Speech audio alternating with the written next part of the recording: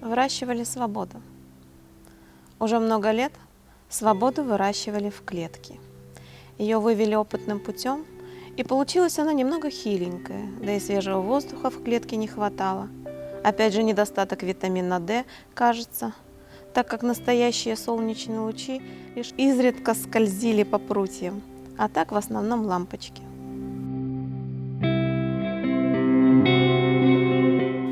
Я выбираю этот серый, приунывший город с пластикой окон вместо благородных морщин вокруг мудрых глаз. Я выбираю этот серый, печальный город с ботоксом новомодных зданий, бодро вставших на могилах старинных домов. Я брожу по его остывающим улицам и плачу вместе с ними над обломками былой гордости, силы и свободы.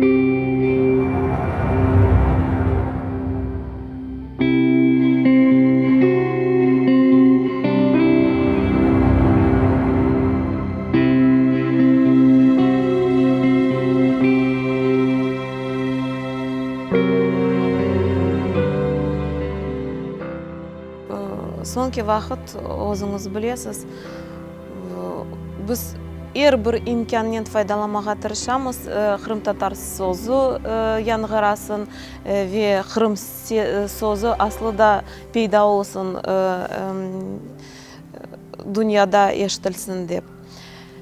Ve bu sefer de böyle oldu. Bana internetten böyle rica geldi intervью бермеге. Қырым müellifi kim olğanı hakkında, Kırım Tatarları şimdiki vaziyetini nasıl duyuyorlar, icattan nasıl o aksoluna